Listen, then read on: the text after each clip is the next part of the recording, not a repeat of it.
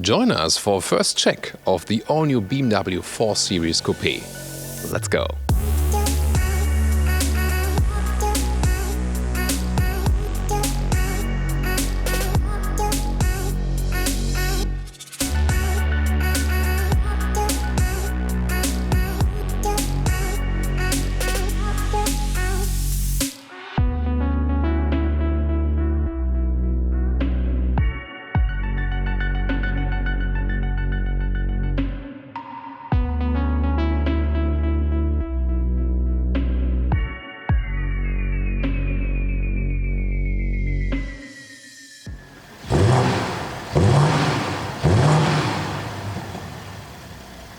The new BMW 4 Series Coupé, the first thing you see, this huge front grille, and it is actually almost the same as we've seen in the 4 Series concept vehicle, which, aroused a lot of attention.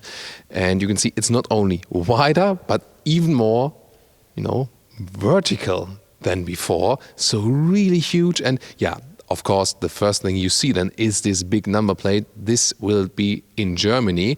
So every country or every US state especially that does not require the front number plate, they'll be the winner of this vehicle. And probably this vehicle will be sold even more exactly in these countries or these US states where it's not needed to have the front number plate. So if you're in one of these countries or US states, I really envy you, because cars look so stupid with front number plates in general, I think. And here, of course, it's an even bigger problem.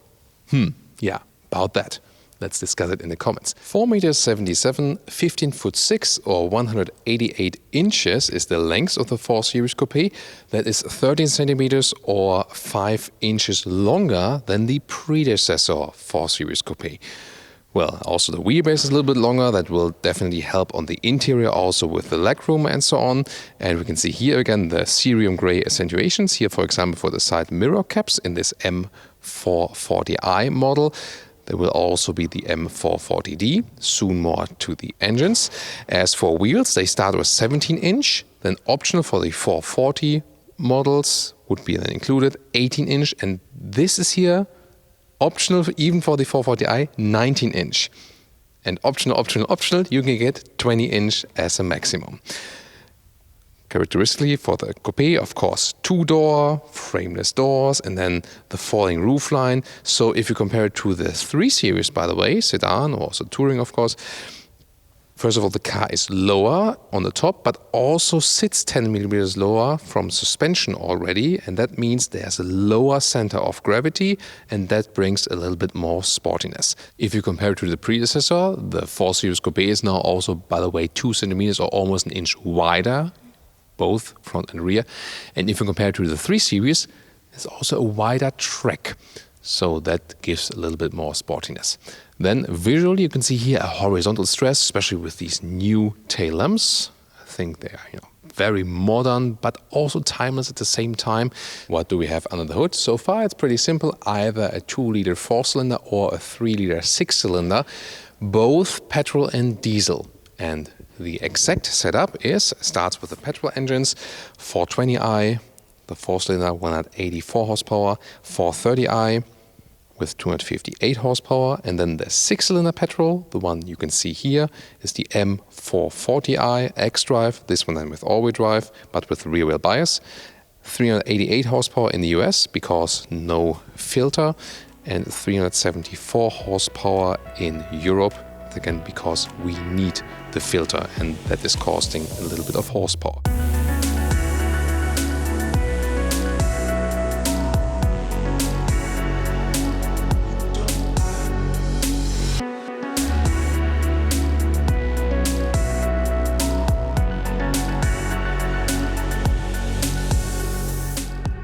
And then we have the frameless doors, of course, here, typical Coupé style, and a very high build quality. This is also one of the main new things if you compare it to the predecessor.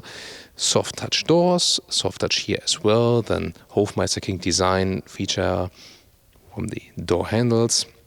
Optional Harman Kardon sound system, because you have either 6 speakers, 10 speakers, or then with this one optional 16 speakers. This is a top option then.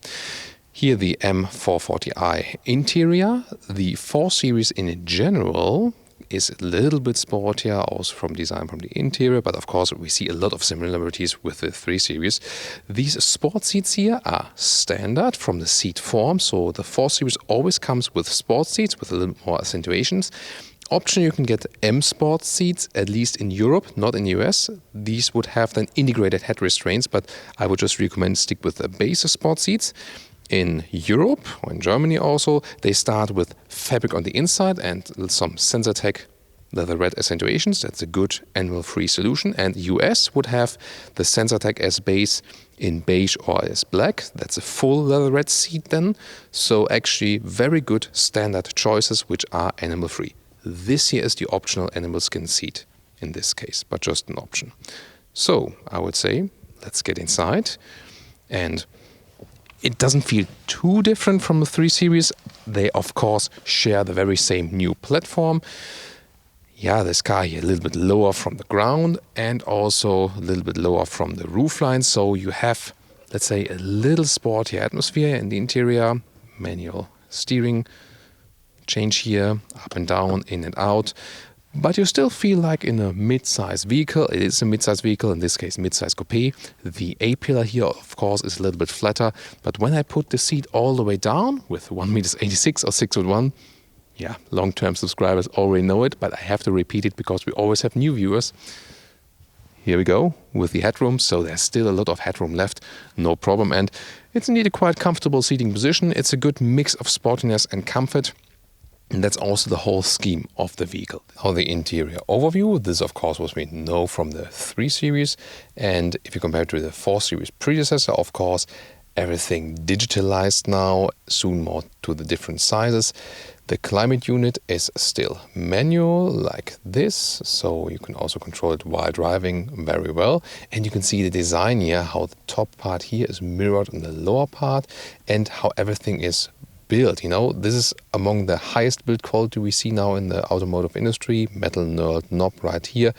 So far in the predecessor generation, BMW was rather lagging behind the competitor models. Now they're among leading. So this is very interesting what they take in the steps here. Also, for example, here, soft touch dashboard, very good. And the steering wheel here is the M steering wheel with a very thick grip. Yeah, sick. You can also say, hey, a sick sports car. And on the right side, you have the voice control input, either clicking the button right there or saying, hey, BMW, for example. Then you can also start the voice command, or with the individualized voice command, like, hey, honey, or whatever. So, and on the left side, you have the cruise control. The adaptive cruise control now has more features, also like traffic sign recognition, and it's stopping and continue in traffic, for example, and also has a emergency lane function if you get the most sophisticated assistance system pack, for example. And heated steering wheel is also a very nice option. And since this is the first time we see Android Auto in the BMW, we start exactly with this. First time available now with the 4 Series, and then also for the other operating 7 BMWs if you retrofit it. So here, that's how it looks like in the German version then from Jonas's phone. And the iPhone integration, of course, looks a little bit different. Then I would have to use my phone for that. And the normal BMW operating system looks like this. There you can also see how the car looks without the front number plate. Of course, way better. You'll have the sport displays, for example, with the G meter and also with the power output and so on. Some things to play around with. Then the lower area, you can get different decor elements, by the way. You can, for example, get this one here, but also a wooden interior if you like. Then this is the big BMW display key, by the way. You see it's all fresh and still in foil. But this would be also a main key if you like it. You don't have to get it, but you can. For me, it's always good to have this one because I then see if the car is closed. Because sometimes, did I really close the doors? I don't know, but here you can see it on.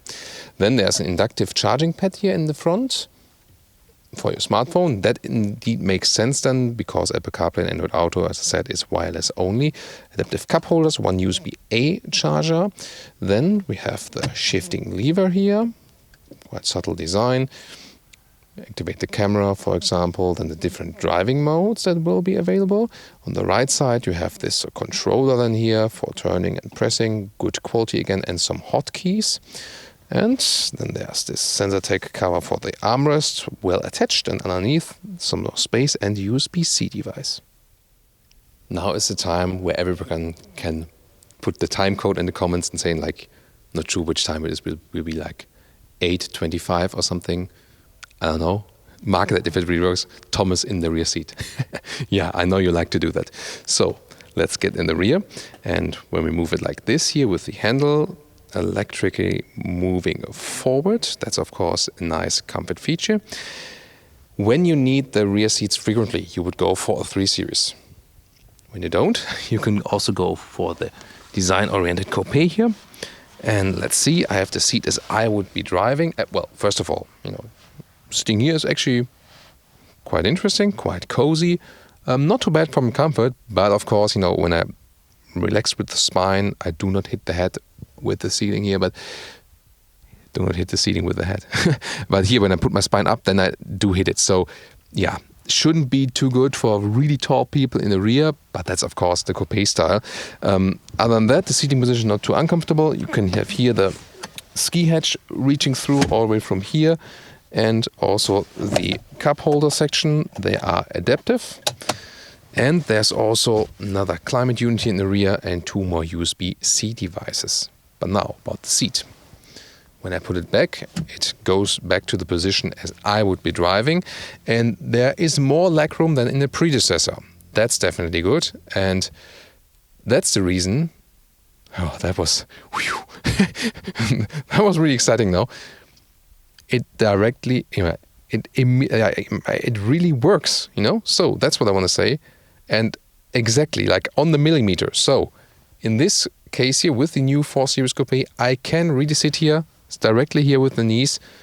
It works. There's not much space left, but it directly works. And if we put the seat a little bit higher, then I could even put my knees in this, back part of the seat. So this would work even a little bit better. Then my knees would be like in here. At the moment they're here. So, but if I put the seat in the front higher, then they would be here, and it would work even better with the legroom. What about the trunk? 440 liters, so a little bit bigger than before. And there we go. So it's not too bad. This is of course typical Coupé or sedan opening, but wide side pockets here, and we can also take some measurements because here in the length it's actually about 1 meter, and the same goes also almost the same for the width. So it's like 95 centimeters in width here and a little bit wider than in this case. And now to the conclusion for today with the all-new BMW 4 Series Coupé, or the BMW 4er, as we say in Germany. Comes here as a Coupé first. We can also expect a cabriolet and also a Grand Coupé then with 4 doors once again. Exterior-wise, you can see a very daring approach, is now more different to the 3 Series than ever, especially with this very concept car style front grille. Yeah, there is a disadvantage with the number plate in countries where this is actually mandatory. So you can only hope as a customer that you are in one of the countries or states where you don't have to have this front number plate. Nevertheless, I think the design is, very sporty, but not too much over the top. And I think it works very well both as a standard model and here also as the M Performance model. So I think a beautiful design job overall, especially towards the rear.